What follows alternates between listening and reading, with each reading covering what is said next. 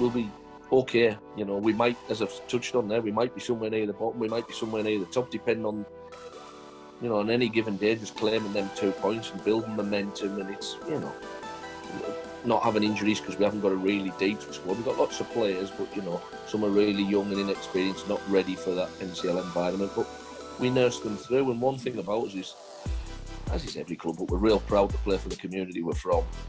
Real proud.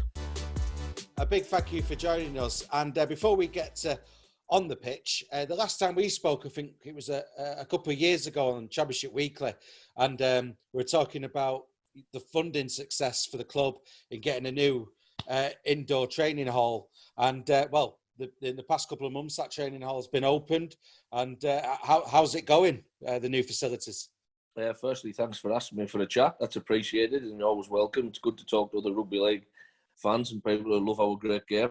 The training barn's been a fantastic success in the opening 2.5 months. Anyone who's on any social media would see some videos of really small juniors from under 60s, which we've now got with, you know, 4 of our ex-players taking them right the way up to seniors, doing Saturday morning sessions on fitness, etc. As well as that's just an asset for the community. There's, you know, Cleader Cricket Club who's in our village. There's a local over 35s playing in there. There's some ladies doing aerobics, etc. in there. So it really has been a fantastic success so far. Yeah, and I think we were talking about how, you know, it'll weatherproof the club and make sure, you know, trading can happen whatever the weather. And well, the last couple of months has shown it's been a worthwhile investment, to say the least, for the kids especially. It has. We haven't missed a single session, and, you know, we're not blessed with, you know, we are a rural community, so we're not blessed with AstroTurfs and anything like this facility. So it's an absolute godsend. You know, we don't want to lose anyone to the sport, male or female, ability, age, whatever it is. They can train now in a warm environment. It's, you know, their talent will come through, and that enjoyment. We won't lose the smaller kids or the smaller girls. You know, everyone can enjoy it and see that Rugby League is a sport for them, hopefully, as well as other sports that I've touched on that are using the facility. How are preparations going ahead of the big season kickoff? They've gone okay. They've gone really well. You know, we're a kind of, as I've touched on there, a rural community, so we don't have an influx of different players other than our own youth players who've come through and stepped up to open age. So the squad will be much the same as the last couple of campaigns. Obviously, we've lost Curtis Tier to work it in town, and that was fantastic for us as well at Wath. We know where we stand in the hierarchy of the game, and we always encourage people to play at the highest level possible. He's made a really positive start to his career at Workington in the previous year, obviously losing Carl to Whitehaven, who's now Whitehaven's captain, with other players out there, as of every community club. So we're a fairly youthful side with a bit of a mix. We have got some experience, but our youngsters will come through, and our goal's always just to be competitive. You know, we've got such a small catchment area, and I know we all say it, and other coaches will go, they say that every blooming year, Wathbrow, but it really is for us just being competitive. You know, it is a really tough division with some fantastic clubs in it, really well governed, and we're looking forward to the challenge. And we'll do our utmost every Saturday to try and win games, be it at home or on the road. But, you know, just to be competitive and to be challenging, we'll see where that gets us. And some great clubs in there, great friends made over the past, God knows how long, 20 odd years. And you mentioned some of those players who've made that step up. They're not just joining, you know, the semi-professional Cumbrian sides, but they're joining championship clubs now, aren't they? I mean, that's how the game's really got a spring in its step in Cumbria at the moment. It feels like. It has, but, you know, the whole of Cumbria is, you know, we are geographically misplaced. We all are really proud of where we come from, as are Lancastrians and Yorkshiremen and everyone from all over.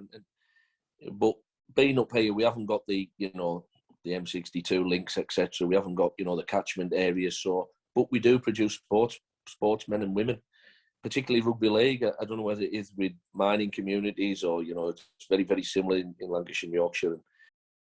Yeah, you know, we've obviously got James at Leeds, Rhinos, and we've had a smattering, and obviously, you know, Kyle from Ensingham, who's real longevity in the game at Super League, and, you know, we've had others go ourselves as a Barrett Island, you know, with Singo and people like that, Morgan Knowles. So we do produce some fantastic, talented rugby league lads and ladies. We've had a couple from our own club play Super League for Wigan. So yeah, it is a hotbed, and that's just Wath Brow. I'm obviously biased, but that's the whole of Cumbria for me. And with regards to Wath Brow, and this season coming up, we have to go back a couple of years, well, actually 3 years now, amazingly, since we had the North linking up like this for the NCL in a proper divisional competition. You were topping that table at the end of 2019, weren't you? You got to the grand final of the regional competition we had last year. So, what are your hopes for this season and the potential of the squad? We touched on it just a bit before, to be competitive, because the bounce of a ball, a ref's call, a misplaced pass or a knock on can be the difference in the NCL Prem. You can win a game or lose a game by a hair's breadth, and there's not a lot between a lot of the clubs, and that's the fantastic challenge that it is.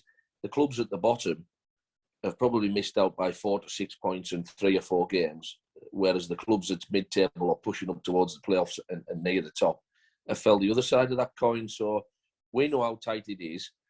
Our aspirations are always to be competitive, try and make home real tough for opposition. Welcome them, but only for pre-match and post-match. You know what I mean? As is every club in the NCL. I can honestly say, you go to clubs and the real tough encounters, the real battles, but we're all in the same boat. We're community clubs trying to do what's best for our own club and our own community. And after it, we have a couple of beers. We stay quite a while, Wath Brow, and we invite everyone to stay as long as they want. I mean, yeah, if we're competitive and do the things that we practice and do the things that we're good at, we'll be okay. We might, as I've touched on there, we might be somewhere near the bottom. We might be somewhere near the top, depending on, on any given day, just claiming them 2 points and building momentum. And it's, not having injuries, because we haven't got a really deep squad. We've got lots of players, but, some are really young and inexperienced, not ready for that NCL environment. But we nurse them through. And one thing about us is, as is every club, but we're real proud to play for the community we're from. Real proud. You mentioned how competitive it is in the league. I think it was, how many points were separating the top 4 the last time we all got together? For as long as I can go back to, I can remember going to Leigh Miners on the last day of the season once, and any one of 4 teams could win the league. It's and the same, we fell foul of needing a few wins at the end just to maintain our status. And, there's some fantastic clubs. You look at what Castlock Lane, our opponents on Saturday, have done. They went to Oldham. They didn't, at home you would think they've probably started training a bit later at Oldham. And I'm not disrespecting Oldham at all, a fantastic rugby league club, and they're semi-professional and all go to work, so I get that. I get what, Brendan Sheridan said, and he was bang on, but real competitive to go there, to push a really well-coached side in Matt Callan's Rochdale.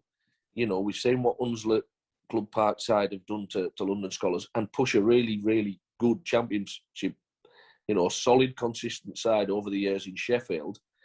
These clubs are really good clubs. I haven't even mentioned Siddle, West Hull, Thatto Heath, who were last year's champions, beat us in the final. And there's other clubs coming up with aspirations as well. The Miners, they're really, really good clubs. Thornhill, everyone. I can't think of one where you think, we maybe chalk 2 up there. You just don't. Our neighbours at Egremont, it's a difficult comp, but we know that, and they know that.